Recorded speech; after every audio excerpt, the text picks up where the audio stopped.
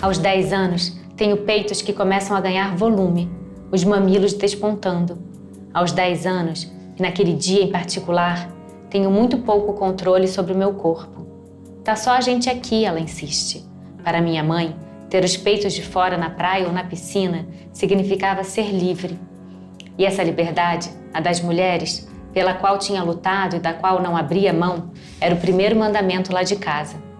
Meu sutiã, de cortininha, é lilás nos triângulos, rosa nas cordas. Levo o braço direito até a omoplata e desfaço o laço, deixando parte dos meus peitos de fora. Quando termino de tirá-lo, sou invadida por uma sensação muito diferente da que minha mãe descrevia. Não experimento nada de confortável. A nuvem que cobre o sol se afasta naquele instante. Um raio violento me obriga a fechar os olhos e levo as mãos ao rosto. O calor também alcança os mamilos e o desconforto vai se espalhando pelo corpo inteiro. Para mim, a escrita ela é muito imagética, sabe? Primeiro eu visualizo e depois eu escrevo, mas eu tenho sempre uma imagem inicial, que nesse livro é a imagem da piscina, né? Em que a Tatiana do livro, ela tem 10 anos, tira o sutiã do biquíni, o padrasto desenha a Tatiana e o incômodo que ela sente. Adormeço. Mas é rápido, muito rápido. Lembro do barulho das páginas de jornal virando, minha mãe concentrada. Havia 2 movimentos. Um que fazia com que o exterior se fundisse ao meu interior, como se eles fossem uma coisa só.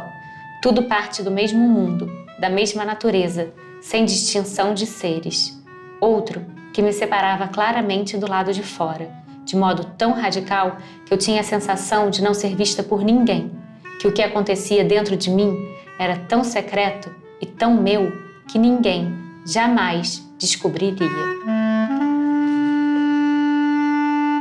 Melhor Não Contar, esse meu último livro, ele surgiu dos diários da minha mãe. Essa foi a ideia inicial do livro. São diários que a minha mãe escreveu na adolescência dela e que ela me deu na minha adolescência. E eu sempre tive muitas dificuldades para escrever diários, então eu acabei me apropriando dos diários dela. A escrita do diário é uma escrita secreta, que é para ninguém ler. Então eu queria pensar como essa escrita ela influencia a escrita das mulheres que escrevem, né? A partir dessa escrita secreta, do segredo, né? Eu comecei a pensar num grande segredo que havia se colocado ali entre mim e a minha mãe, né? Que é a história do assédio do padrasto. E que uma história que durante muito tempo, enquanto ela estava viva, né? Na verdade não foi tanto tempo, assim, foram uns 3 anos que eu hesitei muito se eu contava para ela ou não, porque eu sabia que ela estava doente, que ela ia morrer daquele câncer. E eu ouvi repetidas vezes de pessoas muito próximas, pessoas que são muito próximas até hoje, o melhor não contar, melhor você não contar, melhor você não contar.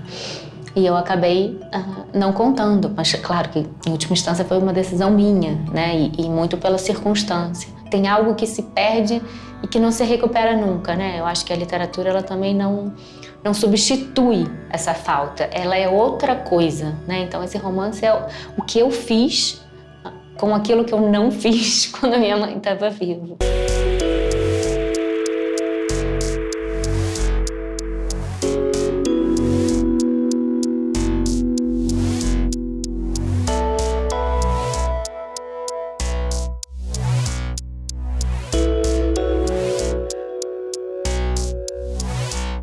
Eu sempre comecei a escrever em terceira pessoa, aquele desejo de fazer um romance como um romance do Flaubert, assim, sabe? Um romance realista, em terceira pessoa, dando conta de tudo.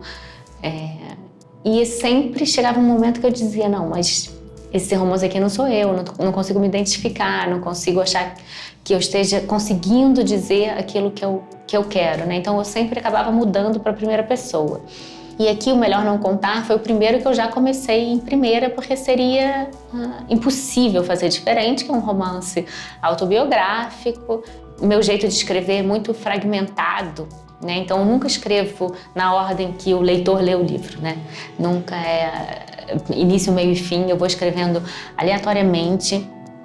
Eu não sei fazer de outra forma, tenho essa estrutura meio caótica, mas é um caos, assim, estruturado, porque eu acho que Sempre chega um momento que eu penso, tem um livro, tem uma estrutura, começo a pensar como é que vai ser, como é que vão ser essas narrativas intercaladas também. E depois tem todo um trabalho de montagem. Isso pra mim é fazer um romance, sabe? É montar as cenas, fazer conexão entre as coisas, né? Entre as escritas, aqui nesse caso, entre as diferentes formas de escrita. Era preciso que estivessem todos mortos para eu escrever?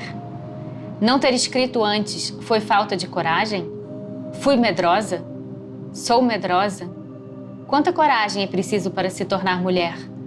Quantas vezes, ao longo de uma vida, nos tornamos mulher? Embora a literatura autoficcional ela tenha ganhado um peso muito maior neste século, né?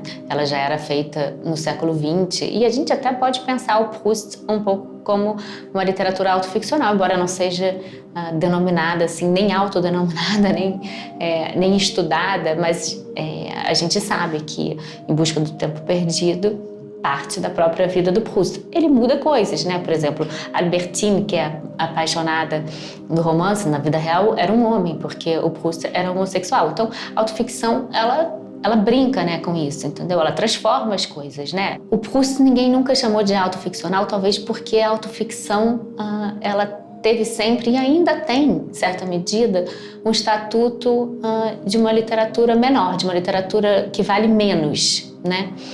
E o Proust, ninguém vai dizer que ele vale menos, porque é aquela genialidade toda. É isso, eu acho que a ficção tem esse poder de uma liberdade total. Nesse livro eu consegui colocar perguntas que eu nunca tinha tido coragem de colocar para mim mesma, sabe? Então, acho que essa coisa de você estar longe do julgamento moral, sabe? Você não está sendo julgada quando você escreve. Quando termina uma separação?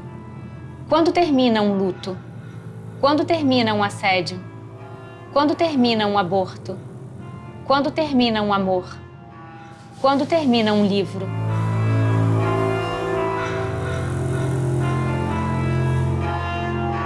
Embora a literatura ela seja muito solitária, tanto na sua forma leitura, né, quanto na sua forma escrita, a gente está sempre sozinho, eu acho que ela dá uma dimensão muito grande de uma coletividade também, porque a gente se encontra ali naquele livro, né? E não sou só eu que me encontro nos livros que eu leio, muita gente se encontra naqueles livros.